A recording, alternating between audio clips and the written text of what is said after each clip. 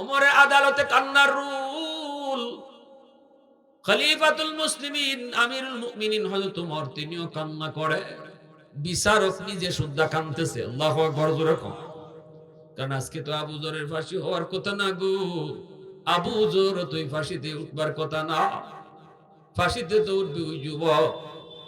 ওই অবস্থায় মদিনার ওই জল্লাদ, জল্লাদ কই আমি জীবনে কোনোদিন কাউরে ফাঁসি দেওয়ার সময় কান্দি নাই, কিন্তু আবু যর গিফারিকে ফাঁসি দেওয়ার সময় আমার চোখ দিয়ে দর দর করে পানি ঝরছে।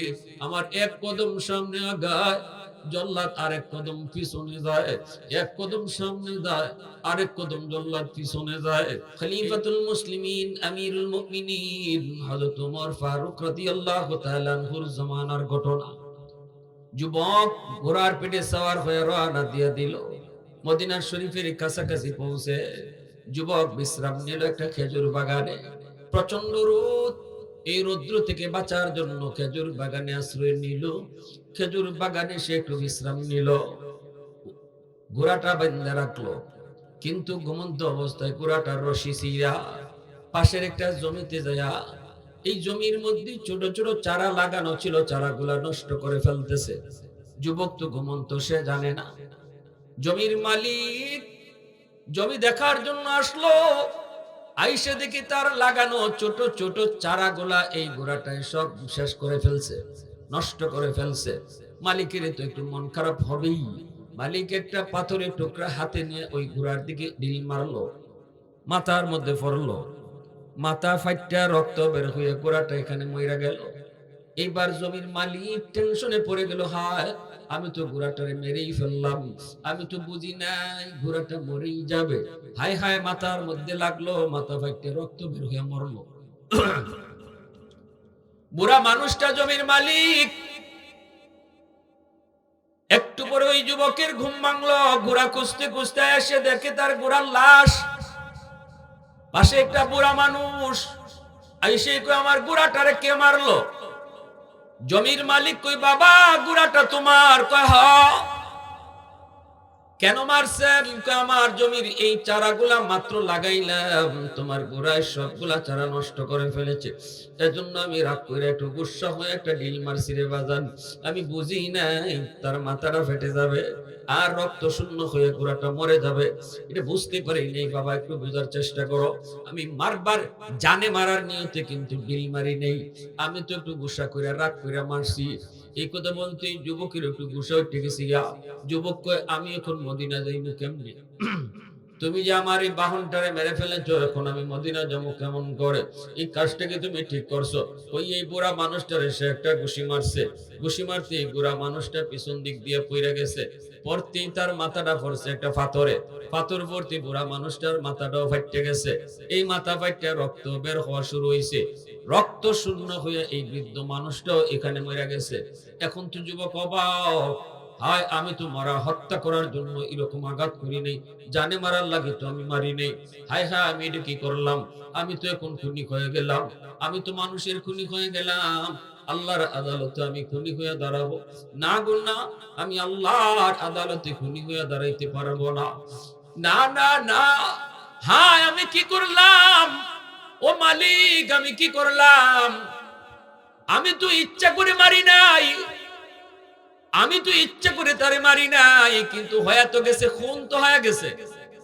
যুবক মনে মনে কয় আমি উমরের আদালতে নিজে নিজেই ধরা দিয়া দিব, তবু আল্লাহর আদালতে আমি আসামি হইতে রাজি না। আল্লাহু আকবার জোরে কও। দুনিয়ার আদালতে আমার বিচার যা হয় হোক। তার দিলের ভিতরে ছিল আল্লাহর ভয়, দিলের ভিতরে ছিল তাকওয়া, ঠিক কিনা জোরে কও? আমাদের জমানায় মানুষ খুন করার পরে আর আসামি খুঁজে পাওয়া যায় না, লাশ পড়ে রয়েছে, কে মারছে খবর নাই, বরং দেখা যায় যে মারছে হে আরো কান্দে, ঠিক না? যে মারছে হে আরো কান্দে, যে মারছে হে গে উল্টা আরো মামলা করে। আমার আমার বাতিজারে কেডা মারি লিছে, আমার সাসারে কেডা মারি লিছে, হে উল্টা মামলা করে বাঁচবার লাগি। আমাদের দেশে আসামিরে ধরবার লাগি বিদেশি কুত্তা লাগে, ঠিক না নি? হ্যাঁ, কারণ আমরা দিলে ভিতরে আল্লাহর ভয় বেশি তো, এজন্য। আমরা তো খালি ফাঁক ফুক খুঁজি, কেমনে বাঁচা যায়। আল্লাহর আদালতের ডর নেই। আমি দুনিয়ার আদালতে বাচ্চা আল্লাহর আদালতের আসামি হইতেছি। দুনিয়ার আদালত ছোট, ওটা আল্লাহর আদালত ছোট। দুনিয়ার আদালত ছোট, আল্লাহর আদালত বড়। দুনিয়ার আদালতে কোন রকম মামলা ডিসমিস করা যায়, কিন্তু আল্লাহর আদালতে আল্লাহরে ঘুষ দেওয়ার সিস্টেম আসেনি। দুনিয়ার জজ সাহেবরে ফোন ফান দিয়া খালাস লওয়া যায়। মিনিস্টারে যদি জজ সাহেবরে ফোন দেলায়, আসামি তো আমার বাতিজার করে হালার করে দুলাভাই, তুই দেখবেন জজ সাহেবের পেট গরম হয়ে গেছে, আসামিরে খালাস দিয়া লাই। বাংলাদেশে এই রম জজ আছে, একটা বোয়াল মাছ খাওয়াইলে আসামিরে খালাস করে দাঁড়াইব, ঠিক কিনা জোরে কর। কিন্তু আল্লাহরে মাধবপুরে কেউ বোয়াল মাছ দেওয়ার সুযোগ আছে? আল্লাহ এই মামলা ধরা খাইলিছি, নাও একটা বোয়াল মাছ খাও, এই সুযোগ আছে? তাহলে দুনিয়ার আদালত ছোট, আল্লাহর আদালত বড়, ঠিক কিনা জোরে বলেন। যে মানুষটার অন্তরে আল্লাহর ভয়, যার অন্তরে আল্লাহর ভয়, যার অন্তরে তাকওয়া আছে, ওই যে তাকওয়ার কথাটা আল্লাহ বললেন, তাকওয়ার গুণে মানুষ আল্লাহর ওলি হয়। এই তাকওয়া যার অন্তরে আছে, সে কোনোদিন অন্যায় কইরা, অপরাধ কইরা, মানুষের চোখে ফাঁকি দিয়া কোনোদিন অন্যায় করতো না, মানুষের চোখে ফাঁকি দিয়া কোনোদিন অপরাধ করতো না। কারণ তার দিলের ভিতরে আল্লাহর ভয়। কেউ না দেখলেও দেখেন কে? আরো জোরে। আমার বাইরা বন্ধুরা, যুবক, এই যুবক তো পারতো এখান থেকে বাঁচতো, যদি বাইকে যাইতো গা তাহলে তারা কে পাইতো? কেউ তো এখানে নাই। সে যে এই বৃদ্ধ মানুষটারে খুন করেছে কেউ দেখে নাই, কেউ শুনেও নাই।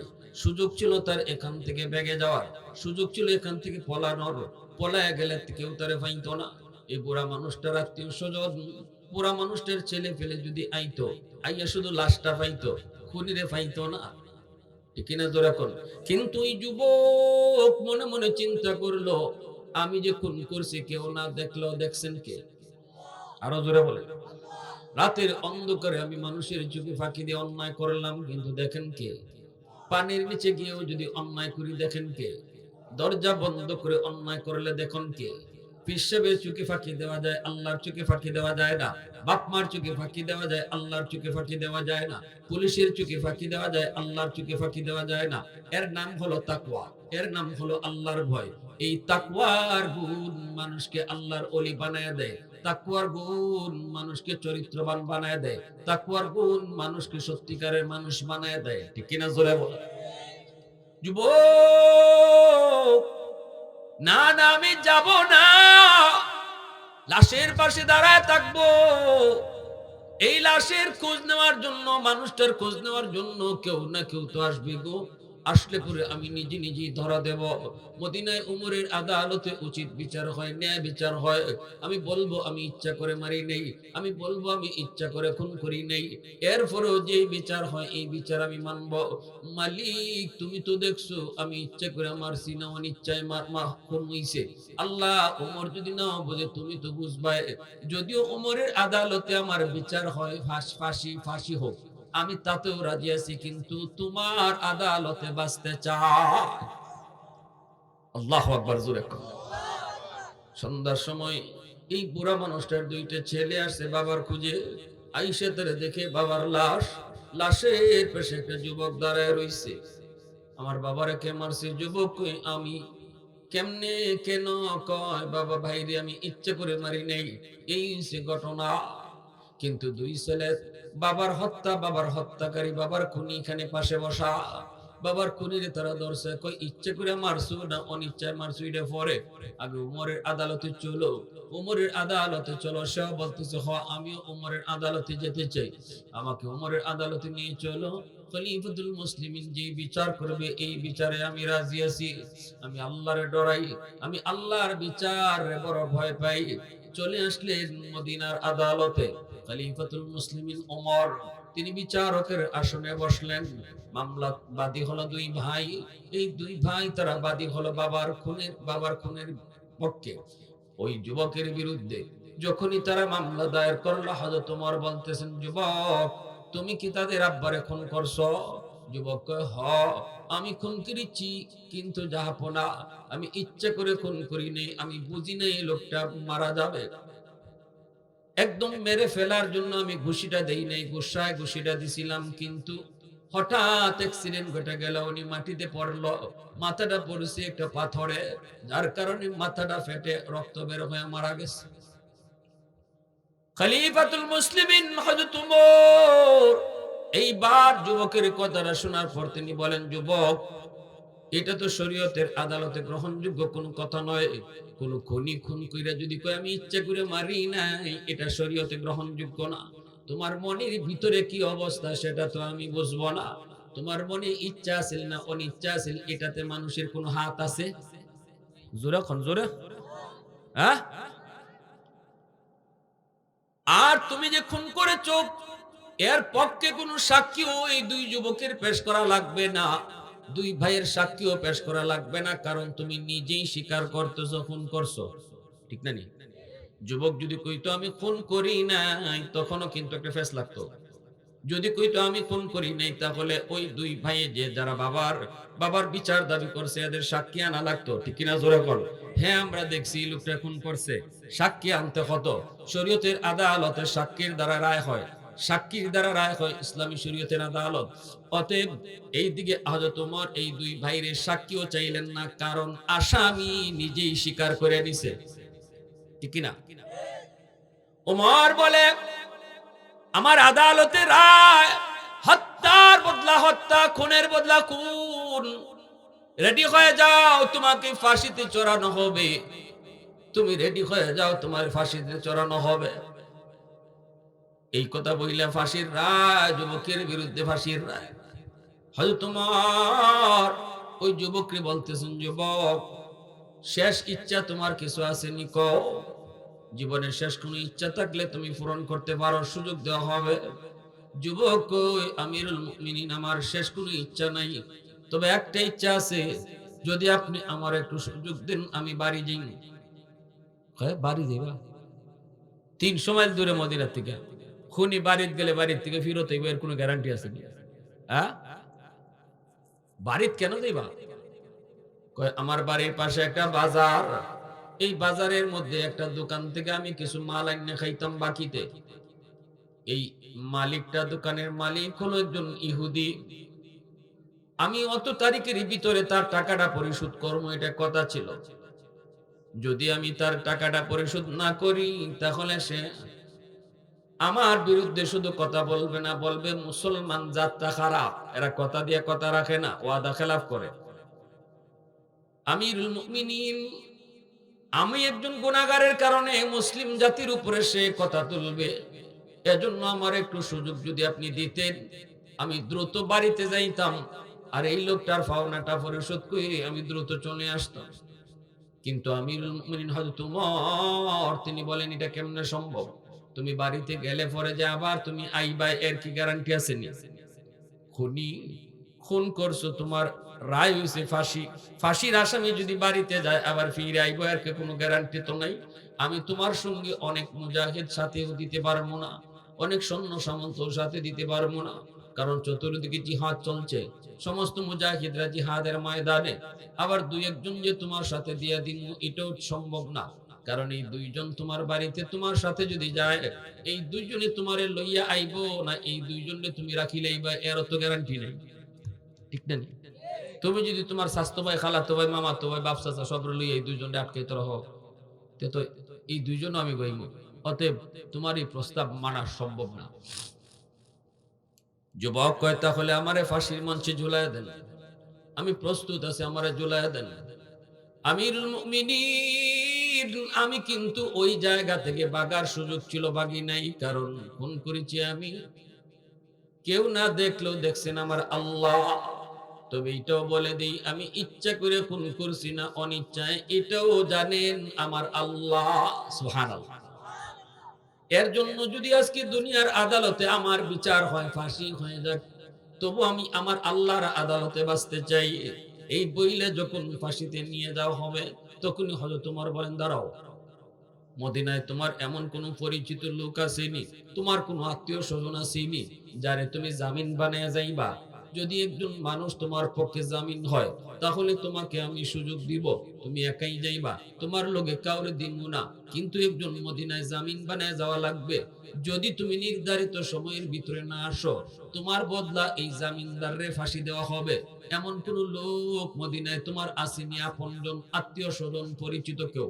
যুবক ডাক দিয়া বলেন, না আমিরুল মুমিনিন, মদিনায় আমার এমন কেউ নাই, আত্মীয় স্বজন কেউ মদিনায় নেই, পরিচিত কোনো বন্ধু বান্ধব নাই। অতএব না, এই প্রস্তাব আমার পক্ষে মানা সম্ভব না, আপনি আমারে ফাঁসিতে ঝুলাইয়া দেন। এই বইলে যখন হযরত ওমর জল্লাদকে হুকুম দিলেন, জল্লাদ যাও ওরে ফাঁসিতে ঝুলাও। জল্লাদ ধৈরে ধৈরে যখন ফাঁসিতে নিয়ে ঝুলাইয়া দিবে, তখনই ওই হাউস থেকে নবীর একজন সাহাবী হাত বাড়ায় কয়, এরে জল্লাদ থামো, আমি আমার এই ভাইয়ের পক্ষে জামিন হইলাম। কে কে সেই নবীর সাহাবী? নবীজির এই সাহাবীর নাম হলো আবু যর গিফারি রাদিয়াল্লাহু তাআলা আনহু। অনেক বড় একজন জলিলুল কদর সাহাবী আবু যর গিফারি রাদিয়াল্লাহু তাআলা আনহু। ইনি দাঁড়ায় বলেন, আমি আমার ওই ভাইয়ের পক্ষে জামিন হইলাম, জামিন। মদিনার সব মানুষ আবু যরের দিকে তাকাইল। খলিফাতুল মুসলিমিন হযরত ওমর তিনিও তাকাইলেন। হযরত ওমর ডাক দেয়া বলতেছেন, আবু যর একটু বসে বসে কথা কও, একটু বুঝে শুনে তুমি জামিন হও। তুমি কি তারে চিনোনি? তোমার সাথে তার কোনো পরিচয় আছে নাকি? তুমি তারে আগেও চেনো না, পরেও চেনো না। এমন একজন মানুষের পক্ষে যার রায় হইছে ফাঁসি, এমন ফাঁসির একজন আসামির পক্ষে তুমি কখনো জামিন হয় না। আবু যর, তার সাথে তোমার কোনো আত্মীয়তা নাই, তার সাথে তোমার কোনো রক্তের সম্পর্ক নাই, এমন রিক্সে তুমি যাও না, যাও না, যাও না। কিন্তু আবু যর গিফারি রাদিয়াল্লাহু তাআলা আনহু বলেন, খলিফাতুল মুসলিমিন আমিরুল মুমিনিন, আমার ওই ভাইয়ের সাথে যদিও আমার রক্তের সম্পর্ক নাই গো, তবে ঈমানের সম্পর্ক আছে। আল্লাহু আকবার। রক্তের সম্পর্কের চেয়ে ঈমানের সম্পর্ক আল্লাহর কাছে বেশি দামি। রক্তের সম্পর্ক আল্লাহর কাছে কোনো সম্পর্কই না। যদি রক্তের সন্তান আল্লাহকে না মানে, সন্তানকে সন্তান বলা যায় না। এজন্যই তো নূহ নবীর সন্তান কেনান যখন নবীরে মানে নাই, আরে কেনান যখন পানিতে ডুববে মরে যায়, নূহ নবী কইছিলেন, আল্লাহ আমার সন্তান কেনান পানিতে ডুববে মরে যাইতেছে, তুমি না কইছিলা আমার পরিবারে তুমি বাঁচাইবা? আল্লাহ পাক রব্বুল আলামিন কয়, নূহ লাইসা মিন আহলিক, সে তোমার পরিবার নয়। কারণ যার অন্তরের মধ্যে ঈমান নাই, সে যদি নিজের রক্তের সন্তান হয়, আল্লাহ তারে পরিবার কইতে রাজি হয় না। মদিনার মানুষ, খলিফাতুল মুসলিমিন উমর, সবাই আবু যরের কথায় নীরব নিস্তব্ধ হয়ে গেল।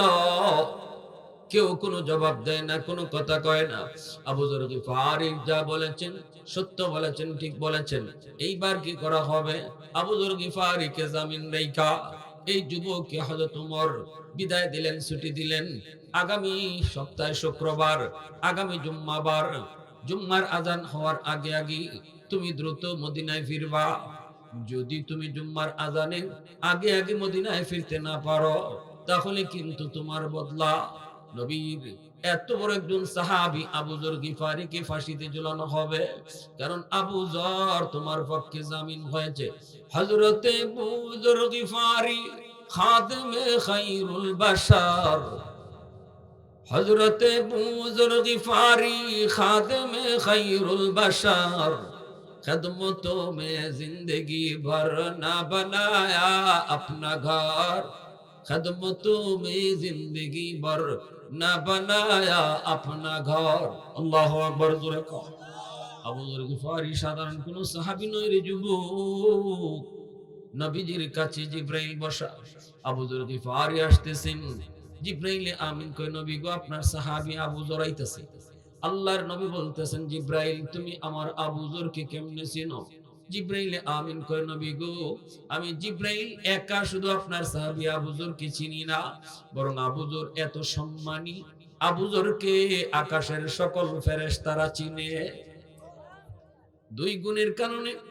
এক হলো আবু যর বেশি বেশি করে সূরা ইখলাস তেলাওয়াত করে, অবসর থাকলে কুল হুয়াল্লাহ সূরা বেশি বেশি পড়ে, কুল হুয়াল্লাহ সূরা বেশি বেশি পড়ে, সুযোগ পাইলেই কুল হুয়াল্লাহ সূরা পড়ে। এই কুল হুয়াল্লাহ সূরা হলো আল্লাহ পাকের পরিচিতি, আল্লাহ পাকের পরিচয়। এই সূরা বেশি বেশি পড়ার কারণে আল্লাহ তার মর্যাদা বাড়াইছে। দুই নাম্বার আরেকটা গুণ হলো আবু যর সব সময় নিজের ছোট মনে করে চলে, সব সময় নিজের ছোট মনে করে চলে। সামনে যেই আসে মনে করে সেই তার থেকে ছোট, সে তার থেকে ছোট, নিজের সব সময় ছোট মনে করে, সামনে যে তাকে তারে বড় মনে করে। এই গুণটার কারণে আবু যরের মর্যাদা আল্লাহ বাড়ায় দিছে। আর আমি আপনি মনে করি এখানে যারা আছে সবার মধ্যে আমি বড়, ঠিক কিনা? আমার উপরে কথা কইতো কেটাই, আমি বড়। এই আমি বড় বাপ, এটা মর্যাদা কমায়। আর আমি সবার ছোট, আমি কম বুঝি, সবাই বেশি বুঝে।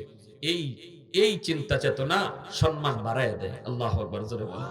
মান তাওয়াদা লিল্লাহ রাফাআহুল্লাহ। রাসূল কয় যে যতটা বিনয়ী হয় আল্লাহ তার সম্মান তত বাড়ায় দেয়।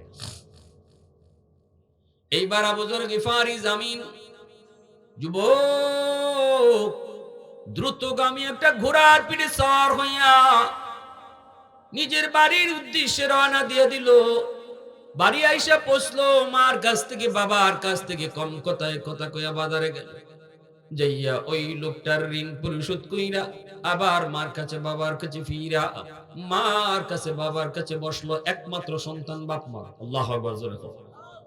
মার কাছে বইসা মার বুকে মাথাটা রাইখে মারে আদর দিয়ে কই, মা গো বিদায় দাও গো মা, তোমার তোমার হক আদায় করতে পারি নাই গো মা। এটাই তোমার সন্তানের শেষ বিদায়, আর সন্তান কোনোদিন ফিরবে না। মা কই, বাবা কি কস? বুঝি না তো বাবা, কি কস তুই? কি হইছে তোর? কই যাইবে তুই? ছেলে কয়, মা ওমরের আদালতে আমি একজন ফাঁসির আসামি। কস কি বাবা, কেন? কয়, মা আমি খুনি। কিন্তু মা বিশ্বাস করো, তোমার ছেলে ইচ্ছা করে খুন করে নাই। ও মা, তোমার ছেলে ইচ্ছা করে খুন করতেও পারে না, তুমি তো তোমার ছেলেকে চিনো গো মা, ভুলে একটা খুন হয়ে গেছে, এই হলো ঘটনা। এই কইয়া মারে যুবক কান্দায়, মা কান্দে, বাপে কান্দে, দুজন বাপ মায় কান্দতেছে। ছেলে বাপ মার চোখের পানি মুছতেছে, বলতেছে, মা তোমরা কান্দো না, আমি পারতাম গো মা ওই জায়গা থেকে ভাগতে। আমি যদি মাইরা এখান থেকে ভাগ্যে যাইতাম, আমার কেউ পাইতো না, বাড়িতেও চলে আসতে পারতাম, পাইতো না।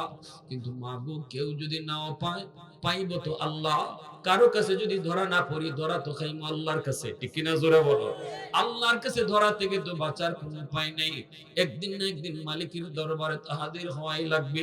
আমি ভাগ্যা ফানির নিচে থাকি আর জঙ্গলে গিয়া থাকি, আমি ঘরের কোনা থাকি আর মাটির নিচে থাকি, একদিন না একদিন মানুষের চোখে ফাঁকি দিল, পুলিশের হাত থেকে ধরা না পড়লো, আল্লাহর হাতে ধরা আসেনি না নাই? ও মা, বিদায় দাও, বিদায় দাও, কিয়ামতের ময়দানে হয়তো দেখা হবে গো মা, আল্লাহর আদালতে আমি বাঁচতে চাই। এই বইলা মারে বাবারে কান্দায়া যুবক মার চোখের পানি, বাবার চোখের পানিটা মুইসা মার হাতের এক লোকমা খানা খাইয়া, জীবনের শেষ খানাটা যুবক খাইয়া, মারে বাবারে জীবনের শেষ খানাটা নিজের হাতে খাওয়াইয়া যুবক মদিনার উদ্দেশ্যে রওনা দিয়ে দিল। ঘোড়ার পিঠে সওয়ার হয়ে দ্রুত আসতেছে। জুম্মার আজানের আগে আগে মদিনায় পৌঁছতে হবে। এই দিকে বাইরে আসতেছে দ্রুত, কিন্তু মাঝখানে ঘোড়ার জিন পুষ্টা ভেঙে গেছে। ঘোড়ার জিন পুষ্টা ভেঙে যাওয়ার কারণে আরেকটা ঘোড়ার জন্য তার অপেক্ষা করতে হয়েছে। এতে করে একটু সময় তার নষ্ট হয়ে গেছে, যার কারণে জুম্মার আগে আগে আইসা পৌঁছার কথা, পৌঁছতে পারে নাই। জুম্মার আজান হয়ে গেছে। মদিনার মানুষ সবাই আজান শোনার পরপরই ঘর থেকে বের হয়ে গেল। হায় রে, ওই খুনি ফাঁসির আসামি যুবক আইসেনি না না আল্লাহ জানে। যদি না আয়া থাকে তাহলে আমাদের সবচেয়ে প্রিয় নবীর সাহাবী আবু যর গিফারি, উমরের আদালতে তারে ফাঁসি দেওয়া হবে। মদিনার মানুষ সেটা মানতে পারে না, কোনোভাবেই মেনে নিতে পারে না। কারণ আবু যর মদিনার মানুষের বড় প্রিয় মানুষ, আল্লাহর যেমন প্রিয় মদিনার মানুষেরও প্রিয়। ছোট বড় নারী পুরুষ সবার বড় মায়ার আবু যর গিফারি। মদিনার মানুষ বের হইয়া দেখে ওই যুবক এখনো আসে নাই। উমরের আদালতে আবু যরের বিচার হয়ে যাবে। আজান হওয়া মাত্রই হযরত উমর এইবার তিনি পাঠায় দিলেন, জুম্মার নামাজ হলো, নামাজ হওয়ার পরও যুবক আইছে না, সাথে সাথে তিনি পুলিশ পাঠায় দিলেন, যাও আবু যরকে নিয়ে আসো। আবু যরের বাড়িতে পুলিশ এসে হাজির। আবু যর আসো উমরের আদালতে। আবু যর গিফারি খুশি খুশি ঘর থেকে বের হয়েছেন, সন্তানের কাছ থেকে বিদায় নিলেন, বিবির কাছ থেকে বিদায় নিলেন। সন্তানে কান্দে, বিবি কান্দে, মদিনার মানুষ সবাই কান্দে, কিন্তু আবু যর কান্দে না। আবু যরের মুখে তো হাসি। আবু যর কয়, যদি আজকে আমি ওমরের আদালতে আমার ফাঁসি হয় অসুবিধা নাই, যদি আমি এই অবস্থায় ফাঁসি হয় কিয়ামতের ময়দানে আমার রাসূলের সাথে যখন আমার সাক্ষাৎ হবে, নবীর যে কইমু, নবী গো আমি আপনার একখান হাদিসের উপরে আমল করার কারণে আমার ফাঁসি হইছে। আল্লাহু আকবার। ওগো নবীজি, আমি ভুল করি নাই, আপনার জবানে শুনেছি আল মুসলিম আখুল মুসলিম, মুসলমান মুসলমানের ভাই। আমি হাদিসের উপরে আমল করেছি। আমি আমার নবীর সামনে এই কথা কইয়া নবীর সুপারিশ লইয়া লইমু। এই কথা কইয়া তিনি হাসি মুখে ওমরের আদালতের দিকে রওনা দিয়ে দিছেন। ভাইরে যুবক, শুধু বুঝাইতেছি, আল্লাহর ভয় যদি অন্তরের মধ্যে থাকে তাহলে দুনিয়ার মানুষের চোখে ফাঁকি দিয়েও কেউ গুনাহ করতে পারে। আল্লাহর ভয় যদি অন্তরে থাকে, রাতের অন্ধকারে কেউ গুনাহ করতে পারে না। আল্লাহর ভয় যদি অন্তরে থাকে, কেউ মাফে কম দিতে পারে না। কাস্টমারে না বুঝলো দেখতেছে কেডায়, আরো জোরে কও আল্লাহ। ভাইরা আমার, এইদিকে আমিরুল মুমিনিন উমর জুম্মার নামাজের পর বিচারকের আসনে বসে গেলেন। আবু যর গিফারিকে আসামির কাঠগড়ায় দাঁড় করায় দেওয়া হলো। মদিনার মানুষ কান্না শুরু করে দিল। কান্নার রোল পড়ে গেল মসজিদে নববীর প্রাঙ্গণে। যার দিকে তাকায়, যেই তাকায় সবাই কাঁদতেছে, নারী পুরুষ ছোট বড় সবাই কাঁদতেছে। আবু যর গিফারি আজকে ফাঁসি হবে। একজন খুনির কারণে, জামিন হওয়ার কারণে আবু যরের ফাঁসি হবে। কেউ মানতে পারে না, কেউ মেনে নিতে পারে না। আবু যর গিফারি দাঁড়াইছেন, আর হলো তোমার বলতেছে, আবু যর ওই সময় কইছিলাম জামিন হইতে একটু বুঝা আও, যুবক তো এখনো আসে নাই। আবু যর গিফারি কয়, অসুবিধা নাই, আমি রাজি আছি, খুশি খুশি আমি রাজি আছি, আপনি আমারে ফাঁসিতে ঝুলাইয়া দেন। যেই মাত্র হযরত তোমার কয়, জল্লাদ যাও, জল্লাদ যাও, আবু যরকে নিয়ে ফাঁসিতে লটকাও, আবু যরকে নিয়ে ফাঁসিতে দাও। ওই অবস্থায় মদিনার মানুষ হাও মাও করে কান্না শুরু করলো। ওমরের আদালতে কান্নার রুল। খলিফাতুল মুসলিমিন আমিরুল মুমিনিন হযরত ওমর তিনিও কান্না করে। বিচারক নিজে সুদ্ধা কাঁদতেছে। আল্লাহু আকবার, জোরে কও। কারণ আজকে তো আবু যরের ফাঁসি হওয়ার কথা না গো।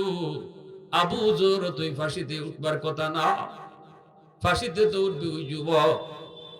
ওই অবস্থায় মদিনার ওই জল্লাদ কই, আমি জীবনে কোনোদিন কাউরে ফাঁসি দেওয়ার সময় কান্দি নাই, কিন্তু আবু যর গিফারিকে ফাঁসি দেওয়ার সময় আমার চোখ দিয়ে দর দর করে পানি ঝরছে। আমার এক কদম সামনে আগায়, জল্লাদ আরেক কদম পিছনে যায়, এক কদম সামনে যায়, আরেক কদম জল্লাদ পিছনে যায়। এইদিকে একটু একটু দেরি করতেছে। আবু যর গিফারিকে নিয়া মাত্র রশিদে ঝুলাইয়া দিবে। মদিনার মানুষ ওই মরুভূমির দিকে তাকায় রয়েছে, যুবক নি আয়, দেখো গো তোমরা যুবক নি আয়। হঠাৎ করে একজনে চিৎকার দিয়া কয়, জল্লাদ থামো থামো, ওই যে দেখা যায় দ্রুত বেগে একটা ঘোড়া আইতেছে, একটু অপেক্ষা করো, ওই যে দ্রুত বেগে একটা ঘোড়া আইতেছে, অপেক্ষা করো অপেক্ষা করো। সাথে সাথে দেখা গেল চোখের পলকে ঘোড়াটা নিয়ে যুবক একদম আদালতের ভিতরে ঢুকে পড়লো। যুবক ঢুকে বলতেছে, আমিরুল মুমিনিন, আমার ভাই আবু যরকে ফাঁসি থেকে নামান, আমারে আপনারা ফাঁসিতে ঝুলাইয়া দেন। মাঝখানে আমার জিন পুষ্টা ভেঙে গেছিল, ঘোড়ার জিন পুষ্টা ভেঙে যাওয়ার সময় একটু নষ্ট হয়েছে, আমি মাপ চাই মদিনার মানুষের কাছে, মদিনার মানুষের কাছে মাপ চাই। আমার ভাই আবু যরকে নামায় দেন, আমারে ফাঁসি দিয়ে দেন। এখন তো সবাই আরো আশ্চর্য হয়ে গেল। ফাঁসির আসামি আবার বাড়ি থেকে ফেরত আয় কেমনে? অনেকেই মনে করেছে ধোঁকা দিয়া গেছে, আর আসবে না। কিন্তু যেই ফাঁসির আসামি বাড়িতে যাওয়ার পর আবার ফেরত আইতে পারে, এর ভিতরে আল্লাহর কেমন ভয়, এটা এখন মদিনার মানুষের বুঝ হয়ে গেছে। আল্লাহু আকবার, জোরে কও। এখন তো সবাই বুঝে গেছে, না রে, এই যুবক তো ইচ্ছা করে খুন করতে পারে না, যেই যুবক বাড়ি যাওয়ার পরে আবার ফেরত আইতে পারে, এই ফাঁসির আসামি তো ইচ্ছা করে কাউরে মারতে পারে না, অতএব সে যা কইছে আমি ইচ্ছা করে মারি নাই, কথাটা ঠিক। এটা কিন্তু মদিনার সব মানুষে বুঝি লাইছে, খালি মদিনার মানুষে বুঝছে না, হযরত উমরও বুঝি লাইছে। আল্লাহু আকবার, জোরে কও। সবার সামনে পরিষ্কার হয়ে গেছে। এইবার কি করবে? এখন হযরত আবু যরকে নামায়া ওই যুবককে যখন ফাঁসিতে ঝুলাবে, যুবকের যখন ফাঁসিতে ঝুলাবে, মদিনার মানুষ চোখের পানি মুচ্ছিল ঠিকই আবু যরকে নামাইবার সময়, কিন্তু এটা বুঝার পরে যে ইচ্ছা করে মারে নাই, এখন তো আবার সবাই কান্না শুরু করছে। এখন যুবকের প্রতি মায়া লেগে গেছে গিয়া, হায় রে, এই যুবক তো সে জানতেন যুবক না, তার ভিতরে যে আল্লাহর কি ভয়। এখন আবার সবাই কাঁদতেছে। হযরত উমর তিনিও বুঝতেছেন, কিন্তু উমরের হাতে তো ক্ষমতা নাই। ক্ষমতা হলো যারা বাদী মামলা করছে, বাদী যদি মাপ দেয় তাহলেই শুধু মাপ, ঠিক কিনা জোরে বলেন? আর নতুবা বিচারকের কোনো এখানে এখতিয়ার নাই।